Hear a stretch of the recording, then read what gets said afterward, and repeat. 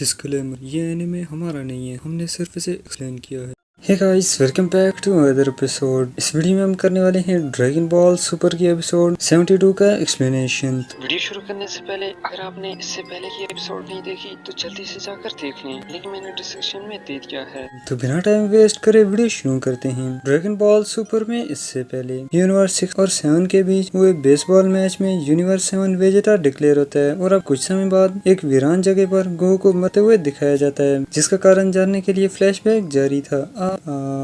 Goku ground में खड़ा किसी चीज पे ध्यान लगाने की कोशिश कर रहा होता है, तभी चीची उसे लंच के लिए बुलाती है एंड आज first time Goku high level manners के साथ लंच करता है, जिसे देख के चीची एंड गोटेन ऐसे हैरान हो जाते हैं जैसे कि उन्होंने कोई नया अजूबा ही देख लिया हो। तभी गोकू आंखें बंद किए हुए गोटेन से कहता है कि वहाँ फ्रिज के पास 3 कॉकरोचेस हैं, उन्हें भगा दो। चीची ये सुनते ही गोकू पे अग्रेसिव हो जाती है कि आज वो इतनी अजीब हरकतें क्यों कर रहा है, जबकि गोकू इस तरह से बिहेव करता है जैसे कि वो अभी तक किसी और दुनिया में ही मौजूद था और अभी अचानक से ही यहाँ पर आ गया हो, और बताते हैं कि इस सब के पीछे बहुत ही खास वजह है। लेकिन तभी पोस्टमैन दरवाजा नॉक करने की कोशिश कर रहा होता है, पर उसके दरवाजे को छूने से पहले ही गोकू उसके सामने प्रकट हो जाता है, वो भी फाइटिंग स्टाइल में। पोस्टमैन की तो हवा टाइट हो जाती है गोकू इस तरह से उसकी तरफ आते थे, लेकिन तभी गोकू उसे सॉरी बोलता है कि वो होश में ही नहीं था। चीची एंड गोटेन और ज्यादा क्यूरियस हो जाते हैं गोकू को लेकर। देन हमें बीरस प्लेनेट दिखाया जाता है जहाँ वेजिटा बिजी होता है विस के साथ ट्रेनिंग में। तभी बीरस अगर गोकू के बारे में पूछता है कि वो यहाँ क्यों नहीं आया, विस बताता है कि गोकू को अब विस के साथ ट्रेनिंग करना बोरिंग लगता है, इस कारण उसने यहाँ आने से मना कर दिया। बीरस ये सुनकर काफी ज्यादा अग्रेसिव हो जाता है और कहता है ये किस तरह की बेवकूफी है, तुम जानते भी हो गोकू को ट्रेन करना कितना जरूरी है।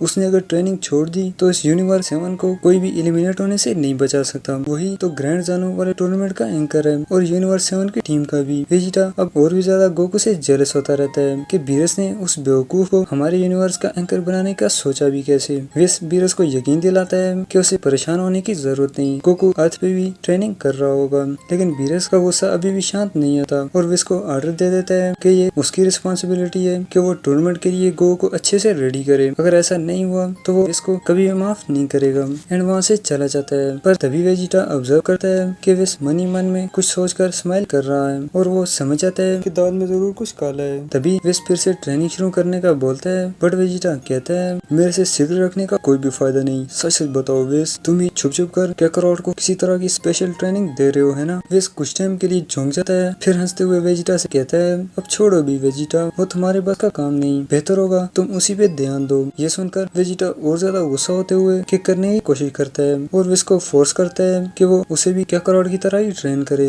लेकिन विस मना कर देता है और कहता है समझने की कोशिश भी करो वेजिटा, मैं तुम्हें वहाँ कभी भी नहीं भेज सकता क्योंकि मैं पूरी तरह श्योर हूँ कि तुम उसमें मारे जाओगे, इसलिए पहले मुझे 100 बार टच करने की ड्रिल्स तो पूरी करो, फिर मैं इस बारे में कुछ सोच सकता हूँ। तो अब वेजिटा जल्दी से ये ड्रिल्स कंप्लीट करने के लिए सुपर सैयन ब्लू की फुल पावर में आ जाता है एंड इस तरह गोकू शबों में बिजी होता है, जबकि गोहान एंड गोटेन उसे फॉलो करते रहते हैं। तभी गोटेन बताता है कि डैड ने तो सारा सामान बाय करते समय भी आंखें नहीं खोली, आखिर मामला क्या हो सकता है। इस तरह अब तक गोकू ने सब कुछ बाय कर लिया होता है तो वो घर की तरफ जाने लगता है, लेकिन उसने आंखें बंद की होती हैं और जिस तरफ को उसे कोई अलग सी की सेंस होती है उसी तरफ कोई चलता रहता है। जिस बीच कभी वो म्यूजियम में पहुंच जाता है और कभी सिनेमा हॉल में, और प्रोजेक्टर के सामने से गुजरते हुए सभी लोगों की मूवी का मजा भी खराब कर देता है। लोग उसे हटने का बोलते रहते हैं पर गोकू का ध्यान किसी और तरफ ही होता है। गोटेन एंड गोहान अब भी उसे फॉलो करते रहते हैं और गोकू की तरफ से सभी को सॉरी भी बोलते हैं। तभी गोकू यहाँ आकर स्टैचू को घूरने का पोज बनाकर खड़ा हो जाता है। गर्ल्स भी सोचती रहती है कि कितना अजीब बंदा है जो स्टैचू को ही घूरे जा रहा है, और इस तरफ ये दोनों तो कुछ ज्यादा ही शर्मिंदा हो जाते हैं। तभी गोकू बोलता है कि अब वो और ज्यादा सहन नहीं कर सकता और आंखें खोलते ही स्टैचू को देख के बहुत ही ज्यादा डर जाता है और ऊंची आवाज से कहता है ओ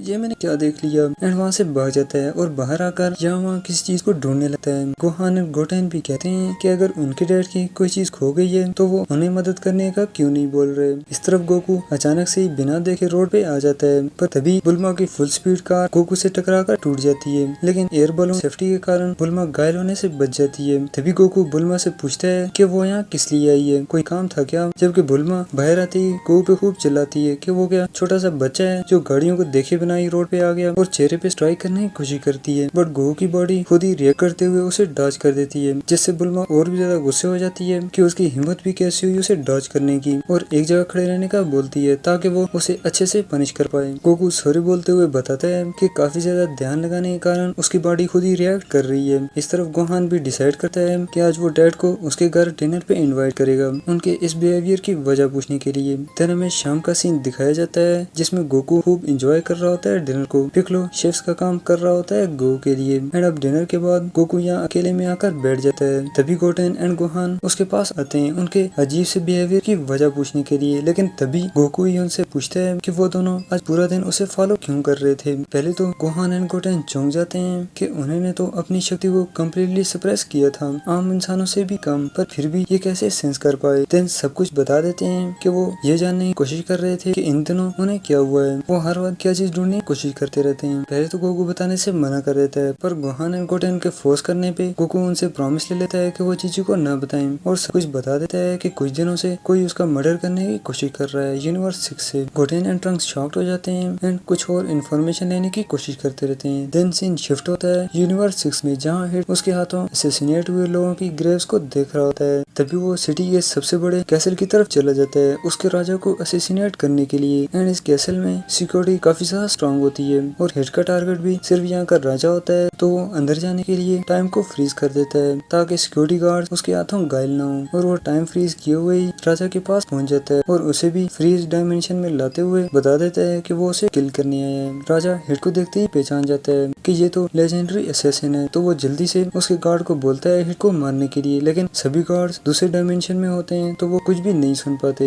एंड अब वो हिट को उसकी सारी की सारी दौलत ही ऑफर करता है उसकी जान बख्शी के लिए, लेकिन हिट बताता है कि वो अपना काम अधूरा नहीं छोड़ता एंड बिना उसे छुए ही हवा में ही पंच करता है, जिस कारण उस हमले की वेव से ही राजा का काम तमाम हो जाता है। देन हिट प्रूफ के लिए उसका नेकलेस लेकर वहाँ से गायब हो जाता है। सभी गार्ड तो राजा को मरे हुए देख के शॉक्ड हो जाते हैं कि ऐसे अचानक से ही क्या हो गया। इस तरफ हिट उस नेकलेस को यहाँ छोड़ते हुए नेक्स्ट टारगेट को देखता है जो होता है यूनिवर्स 7 का गोकू, और स्माइल करते हुए कहता है मैं अपने काम में कोई अच्छा या बुरा नहीं देखता, तुम्हारा खेल खत्म गोकू। तो फ्रेंड्स यहाँ डीबीएस की एपिसोड 72 भी खत्म हो जाती है। अगली स्टोरी नेक्स्ट एपिसोड में।